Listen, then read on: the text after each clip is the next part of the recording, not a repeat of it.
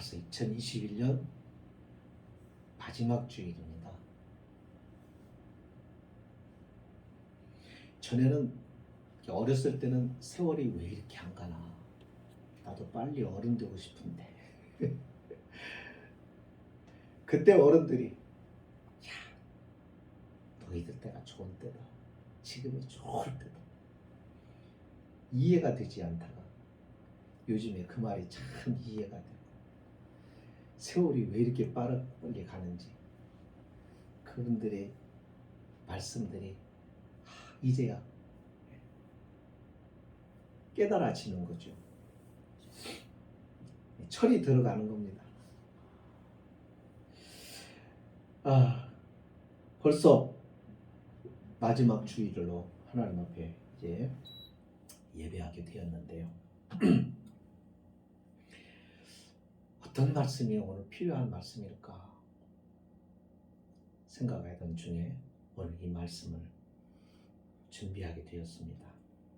올해 어떻게 사셨습니까? 올해 어떻게 보내셨습니까? 이렇게 1년 동안 지나면서 어떻게 살아왔는지 한번 말씀을 들으면서 생각하고 또 그 삶을 되돌아보기도 하고 정리하기도 하고, 그래서 우리의 삶이 더 복되고 성숙한 모습으로 세워지는 그런 축복이 저와 여러분 모두에게 있기를 원합니다. 오늘 이 말씀은 다름이 아니라 사울이라고 하는 교회를 핍박하는 하나의 핍박자가 정말 자기는 정의를 위한다고, 정말 자기는 하나님을 위한다고 생각하면서 예수 믿는 사람들을 잡아 감옥에 가두는 일에 보수를 받고 하는 것도 아니고 얼마나 열심을 냈던지 그 열심이 특별해서 이제는 자기 주변에 있는 동네뿐만 아니라 다메섹이라고 하는 도시까지 가서 예수 믿는 사람들을 잡아오려고 갔던 사울이 다메섹에 가던 도중에 주님을 만나죠. 그리고 자신이 하는 짓이 얼마나 바보 같은 짓이었는지를 깨닫게 됩니다. 그리고 그는 자기가 핍박했던 예수, 자신이 핍박했던 그 예수님을 따르는 사람들 삶에 자기가 이제는 동화되고 이제는 자신이 예수를 믿기로 결단하고, 그리고 그 인생이 완전히 바뀌어져 버린 상태로 이제 다메섹에서 예루살렘으로 돌아온 거예요. 예루살렘으로 오니까 이 사람이 누군지를 이제 다 아는 겁니다. 얼마나 유명했으면 다 알까. 교회를 핍박하는 사람, 예수 믿는 사람 핍박하는 사람으로 워낙 유명하다 보니까 다 아는 거예요. 근데 이 사람이 전의 모습하고는 전혀 다른 모습이 되어서 이 사람도 예수 믿는 사람이 되어갖고 온 겁니다. 믿겨지지가 않은 거죠. 그런 상태에서 이제는 예수를 믿게 된 이 사울을 이제는 사람들이, 유대인들이 비호하기 시작하고 이 사울도 이제 죽여버리겠다, 그렇게 생각하고 있는 그런 과정에 있다고 하는 내용입니다. 자, 우리는 여기서 예수님이 십자가에 죽으신 이후 제자들에게 너희는 예루살렘을 떠나지 말고 성령을 기다려라 부탁을 하셨을 때 제자들이 그 부탁을, 말씀을 듣고 그들은 마가의 다락방에 모여서 기도하기 시작합니다. 약 120명 정도가 모여서 기도를 하는데 언제라고 하는 기한도 없이 그들은 모여서 기도했어요. 주님이 하라는 대로 한 거예요. 그렇게 며칠이 지나고 몇 날이 지난 후에 어느 날 갑자기 그들이 전혀 예상치도 못한 상황에서 기도하는 중에 성령이 그들 가운데 임하십니다. 그리고 그들은 성령에 충만하다고 하는 하나님의 영이 그를 덮으시고, 그를 덮으시니 그들이 바뀌어지는 거예요. 인식이 바뀌어지고 습성이 바뀌어지고 그들의 삶의 목적이 달라지기 시작합니다. 그래서 그들이 변화가 일어나기 시작하고, 그 변화된 제자들을 중심으로 한 사람들이 어떻게 해요? 예수 그리스도를 증거하는 증인으로 나서기 시작하자마자 어떤 일이 벌어지기 시작하냐면, 이런 사람들을 향한 세상의 핍박이 오기 시작합니다. 성령의 강림하심을 체험한 이후에, 그래서 초대 교회는 환난과 핍박의 연속적인 삶을 살아가요. 다시 말하면 예수 믿는 사람들의 이 모임 그룹들이 외부의 사람들로부터, 이웃들로부터 철저하게 외면당하고 무시당하고 공격당하고 미움받고 조롱받고 결국은 감옥에 갇히고 죽이려고 하고 하는 그와 같은 상황을 겪게 되는데, 바울 역시도 예수 믿기 전에는 안 그랬는데 예수 믿고 난 다음부터는 유대인들의 핍박의 대상이 되어버리고 맙니다. 이게 사도행전의 내용들이에요. 근데요, 이게 사도행전의 내용만이 아닙니다. 교회의 역사 전체 지금까지도 동일한 현상입니다.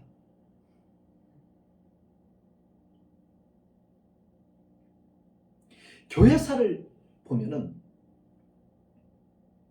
교회가 세상과 이렇게 타협하고, 교회가 세상의 가치와 기준을 따라서 세상과 닮은 모습으로 가게 될 때 교회는 타락하고 부패합니다. 하나님은 그 교회를 그냥 바라볼 수가 없기에, 그래서 하나님께서는 이 사회를 통해서 당신의 교회를 핍박하는 일을 허용을 하세요. 고난받게 하십니다. 쉽게 말하면. 왜요?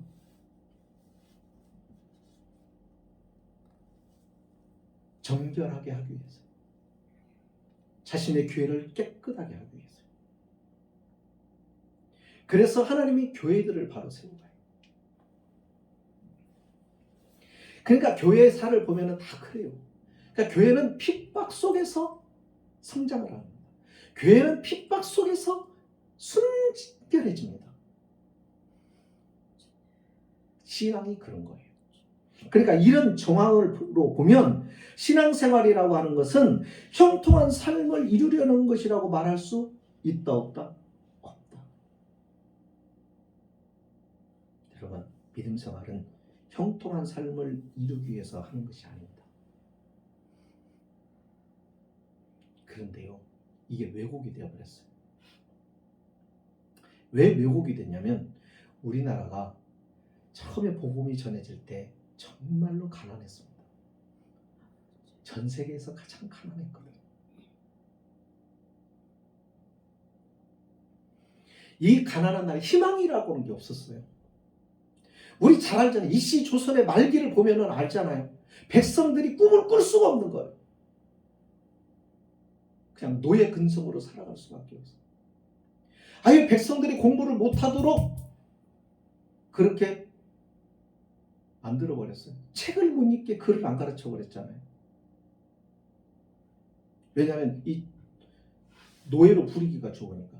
이 노예들이 종들처럼 부렸던 이 하층민 사람들이 글자를 알기 시작하면 깨우치기 시작하니까, 깨우치면 어떻게 반발이 일어나니까 다루기가 어렵고, 그래서 힘을 가지고 있는 사람들이 못하게 글을 못 읽게 하였습니다.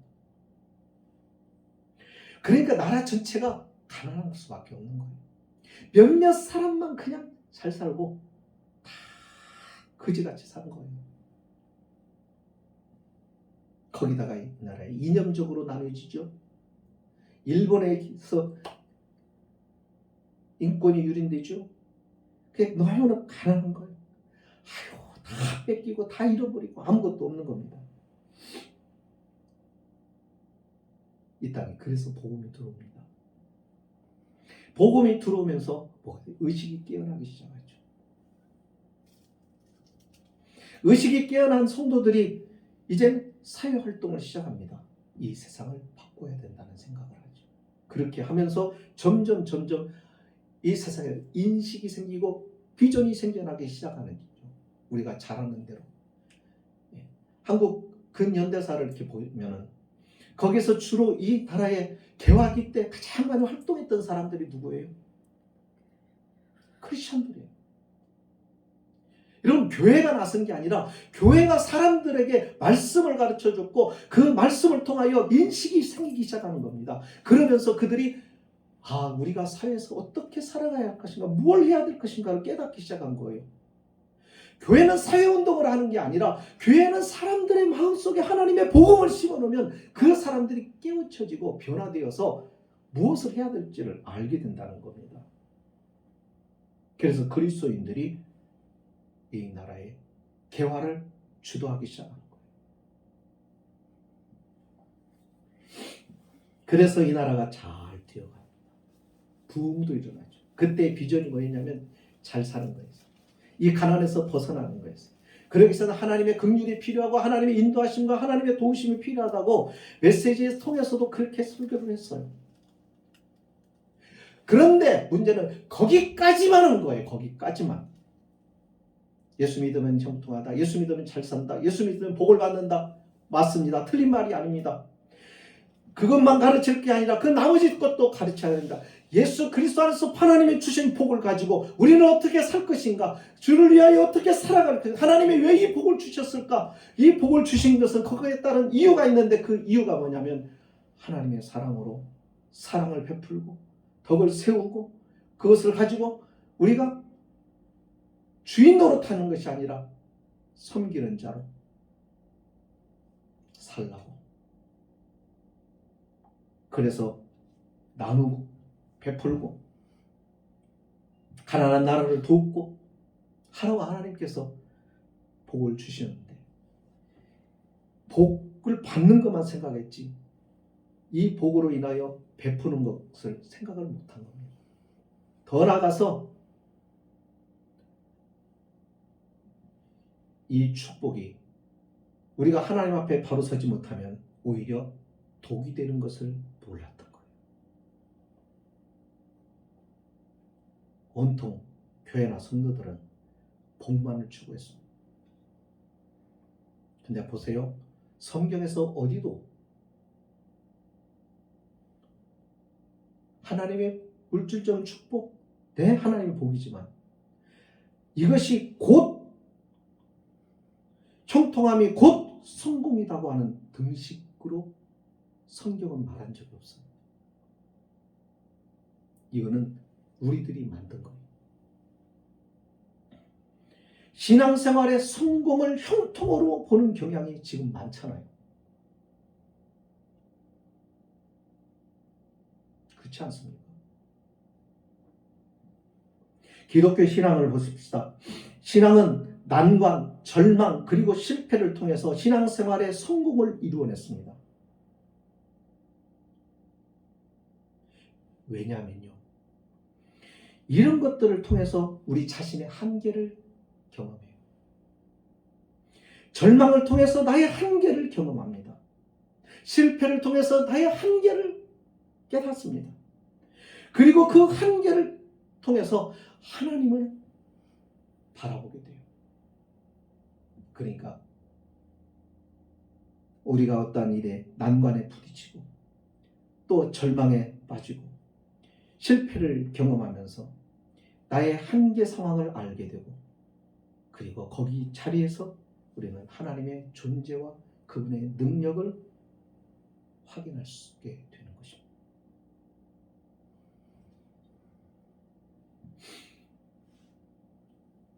우리가 신앙생활 지금까지 해오는 가운데서도 경험할 수 있는 게 그겁니다. 하나님이 우리에게 많은 축복을 해주시고 물질의 넉넉함도 있고 했을 때 우리는 다 누리라고 우리에게 주는 게 아닙니다. 나를 통해서 누군가에게 가야 할 것이 몫이 있는 거지 그걸 다 내가 다 혼자 먹고 누리라고 주는 게 아닌데 우리는 그걸 다 혼자 다 누리려고 하죠. 그러면서 하나님이 내가 복을 받았다라고 말합니다.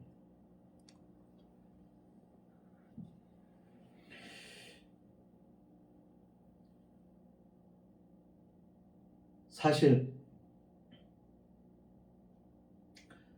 우리가 형통한 것이 믿음 생활에 성공한 것이다 라는 생각을 갖고 있다고 한다면 여러분 이게 다른 종교와 다른 점이 뭐예요? 불교와 뭐가 달라요? 힌두교와 뭐가 달라요? 뭐가 다르죠? 힌두교든 불교든 다른 세상의 종교들이 많이 있습니다만 그 사람들이 구하고 그 사람들이 목적하는 그게 다 뭐냐면은 형통하고 잘 사는 거예요. 그죠?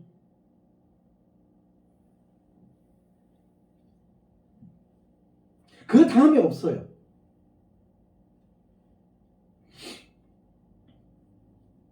그러나 우리는 다릅니다. 우리는 난관을 통해서 절망을 경험하면서 실패를 통해서 우리는 하나님을 가까이 만나게 됩니다. 그래서 복음이 가난한 자에게 전해졌을 때, 복음이 병든 자에게 전해졌을 때 그 사람들이 빨리 하나님을 만나게 돼요. 부유한 자는 힘들어요. 여러분, 그래서 성경이 가난한 자에게 복음이 전파된다 라고 말하는 거예요. 예수님 주변에 보세요. 부자들이 많아요. 가난한 자들이 많아요. 예수님 주변에 보세요. 건강한 사람들이 많아요. 병든 자들이 많아요. 병든 자들. 우리는 언제 하나님을 만났어요? 여러분은 언제 하나님을 만났어요? 가장 하나님을 가장 깊이 만난 때가 언제예요? 평안할 때였어요? 잘 나갈 때였어요? 아니죠. 다 어려움에 봉착했을 때예요. 앞이 꽉 막혔을 때예요.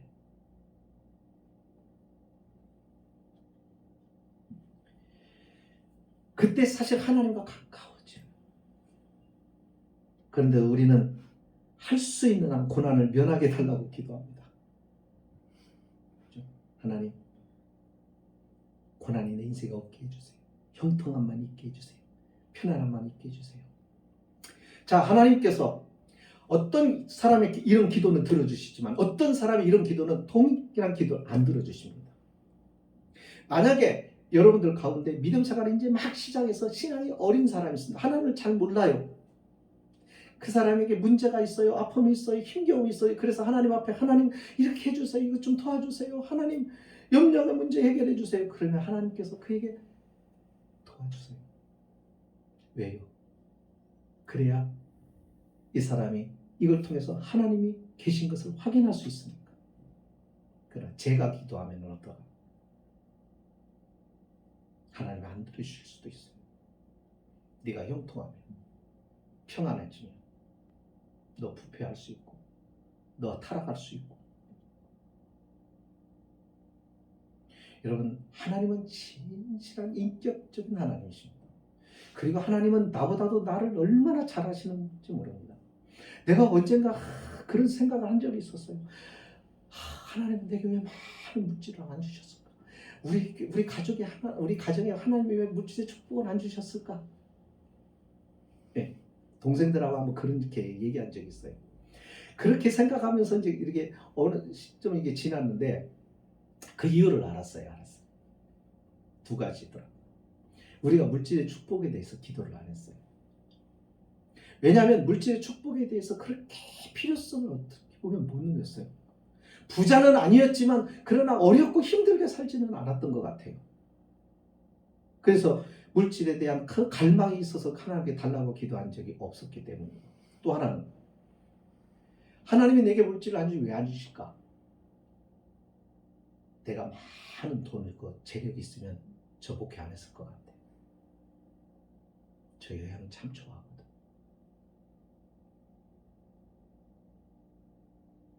못 가는 거예요. 못 가요. 없어서 못 가요. 붙들어 매는 거예요. 저는 박영선 목사님, 저 남포교회 이제 은퇴를 하셨지만 그 목사님이 한 번 그런 얘기를 하더라.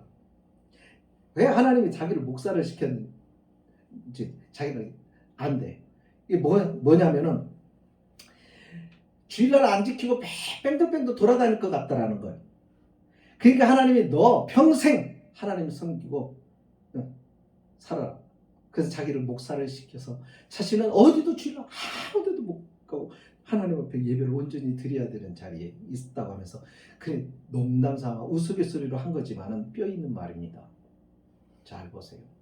그게 무엇을 말하는 걸까요? 하나님은 우리의 약점을 아세요.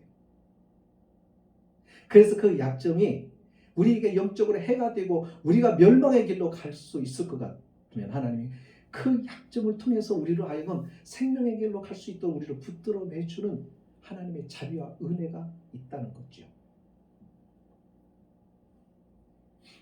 그러니까 내 입장에서 판단하고 하면은 안 돼요. 내가 하고 싶은 것대로 형통하면은 하나님 나 기도보다 잘해주니까 하나님 나 사랑하시고 물론 그러기도 하십니다. 그러나 믿음이 어려서 그럴 수도 있어요. 바울이 기도하잖아요. 하나님 내 가시와 같은 육체의 고통을 이 질병을 고쳐달라고 할 때 하나님이 거절하시죠. 내 은혜가 내게 족하다. 바울은 깨닫습니다.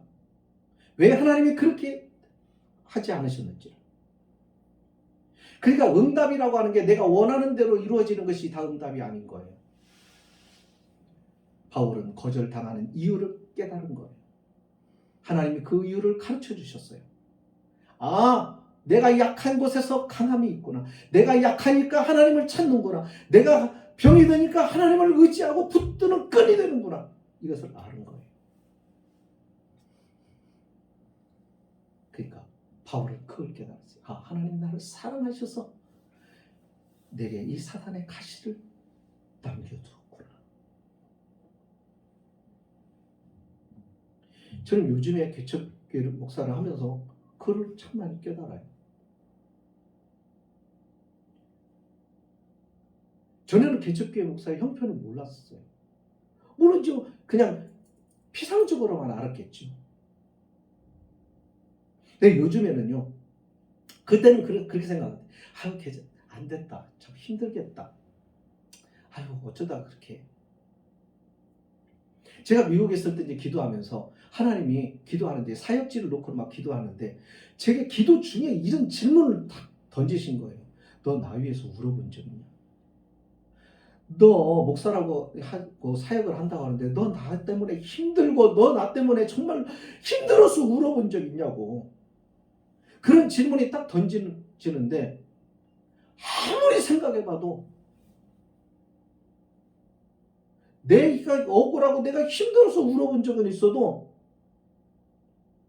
목사까지 된 사람이 주님 때문에 주님의 일을 하다가 그래 본 적이 없는 거예요. 교회 보니까는 큰 교회에서 다 부교육자 생활을 했죠.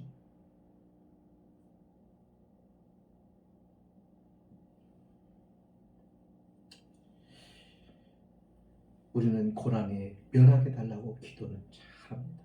근데 잘 조금만 생각해 보십시다. 왜 우리는 그런 기도를 할까? 고난이 두려워서. 두려운 거예요. 두려운 마음이 생기면 믿음이 있는 거예요. 우리 그리스도인들이 하나님을 믿는 우리가 하나님을 믿지 못할 때 하나님과 멀어질 때 두려움이 옵니다. 가난하면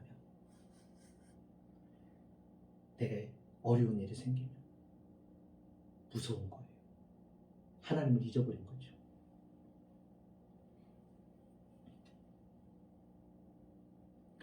이 나라가 가난할 때 60년대, 70년대 교회는 부흥했습니다. 어떻게 해요? 불이 붙었어요. 뜨거웠어요. 금식하며 기도했어요. 예, 시설이 이렇게 좋지 않았습니다. 좋은 마룻바닥에, 그것도 틈새로 찬바람이 슉슉 부는데 거기에 무릎 꿇고 앉아서 그 시린 무릎을 감싸가면서 그러면서 막 울면서 버티면서 철야도 하고 막 그랬습니다. 요즘 그렇게 하는 교회가 얼마나 있어요? 요즘에 기도원에 그렇게 기도하는 교회 기도원이 있습니까? 왜 그래요? 풍요로워지니까 다 잃어버리는 거예요. 형통하니까 다 잃어버려요. 솔로몬이 처음에 왕의 자리에 오를 때 그는 겸손했습니다. 하나님 앞에 지혜를 구하며 이 나라를 어떻게 통치할 수 있을까요? 하나님 지혜를 주세요. 나는 어리석고 미련합니다. 하나님이 지혜와 풍성한 축복으로 물질의 복을 주셨어요. 그는 그 풍요로움을 가지고 뭐 했어요? 또 하나님이 주신 영적인 풍요로움 가지고는 그런 짓을 못해요. 안 돼요. 그런데 세상적인 그 부유함은 우리를 타락시켜버려요. 솔로몬이 그래서 타락을 하죠. 욥은 뭐라고 말합니까? 고난을 통해서 내가 하나님을 말씀 귀로만 들었다. 그랬는데 이 고난을 통해서 내가 하나님을 눈으로 보게 되었다라고 고백합니다. 여러분, 이쯤 되면 고난이라는 게 나쁜 겁니까? 아니죠. 근데 왜 우리는 자꾸 고난 안 받기를 원하고 편하기를 기도하고 편한 것을 추구하고 자꾸 그렇게만 가는 거예요? 그럼 우리 신앙생활 잘하는 거예요? 요즘에 성도들을 보면은 다 그러세요. 그 목회자도 마찬가지. 다 그래요. 저도 그랬으니까. 저도. 요즘에 참 감사한 것 중에 하나가 이 개척을 하면서 그런 것들을 이제 배우고 이게 지식적으로가 아니라 이제는 체험적으로 터득해 가면서 요즘에 느낀 게 뭐냐면 그겁니다. 부유하게 넉넉하게 살다가 타락하고 영적으로 앉으면서 표상을 쫓아가고 그런 것만 있다가 하나님 앞에 서기보다는 차라리 힘들고 고난 있고 어려운 생활 속에서 주만 바라보고 있다가 주님을 만나는 게 훨씬 낫지 않을까? 이게 위로가 되더라고요. 개척교회 목사 위로가 되더라고요. 초대교회 성도들은 모든 정황상 가장 어려운 환경에서 있었습니다. 그들의 교회는 평안하여 든든히 서갔다고 말씀합니다. 참 이상하죠? 이것이 가능했던 이유가 31절에 주를 경외함과 성령의 위로로 진행했기 때문입니다. 다시 말하면 하나님을 전적으로 의지했습니다. 의지하는 방법이 뭐였어요? 기도했어요. 모여서 기도했어요. 혼자 기도한 게 아니에요. 모여서 기도해요. 교회가 있는 이유는 모여서 기도하라는 거예요. 그래서 교회 모임에 기도하는 것이 굉장히 이게 중요합니다. 우리도 이 교회가 성령의 인도하시고 함께 하시고 역사하시려고 하면 모여야 되는 거예요. 그게 한 사람, 두 사람이면 두 사람이 모이고 세 사람의 교인을 가지고 있으면 세 사람이 모이고 그래서 함께 기도하는 거. 거기에 하나님이 함께 하시고 이게 초대교회 모습입니다. 세상적 시각으로 볼 때는 이 교회는 실패한 것 같아요. 그죠?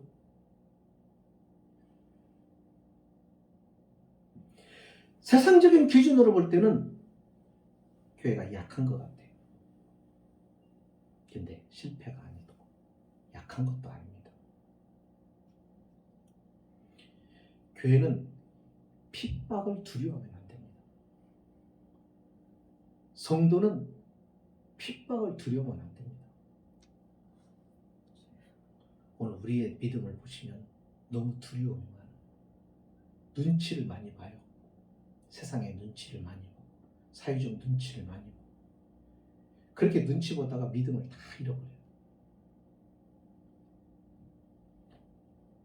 그러니까 핍박받을 생각, 각오와 이게 없어요. 주님을 사랑하고 주님 세상 사람을 돌팔매질하고 나를 막 욕하고 그래도 그것이 주님 안에서 기쁨이 되어야 된단 말입니다. 그게 진짜 믿음인 거죠.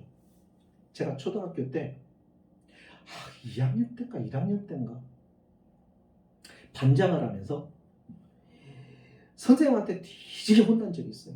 근데 내가 잘못해서 그렇게 혼났으면 괜찮겠는데 그게 아니라 우리 반 아이들 때문에 대표로 반장이니까 그래서 벌을 받으면서 무척 혼난 적이 있는데 근데 묘한 쾌감이 있더라고요. 뭐인지 아세요? 선생님이 미운 게 아니라 내가 우리 반을 대표해서 내가 잘못한 게 아니라 우리 반이 잘못한 것 때문에 선생님이 나한테 책망하는데 그게 기분이 안 나쁘더라고. 그 마음 아세요? 바울이 그랬죠. 나는 그리스도를 위하여 핍박을 받을 뿐만 아니라 내가 죽을 것도 각오했다. 이게 신앙입니다. 우리 다니엘 잘 아시죠?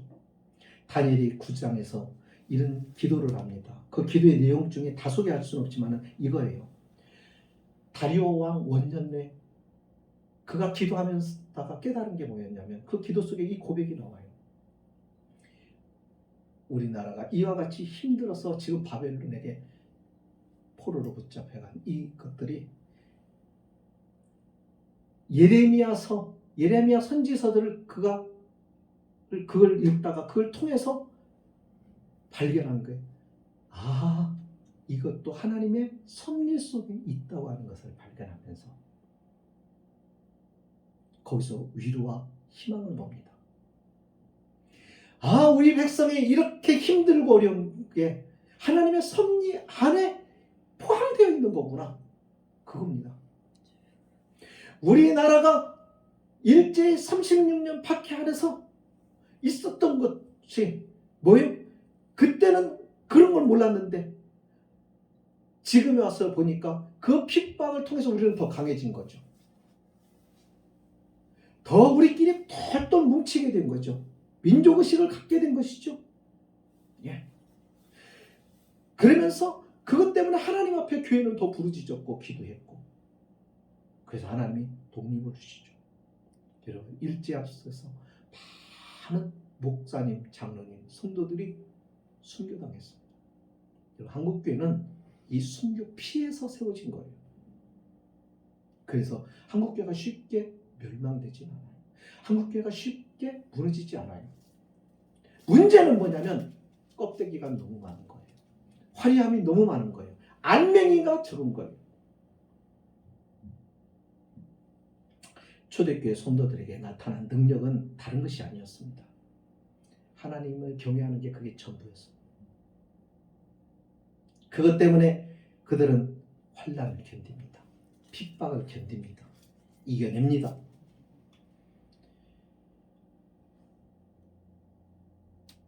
하나님이 그들과 함께 하신 거예요. 예. 우리가 기억해야 될 게 그겁니다. 그러니까 이 믿음 생활하면서 어려운 일들 있을 때요.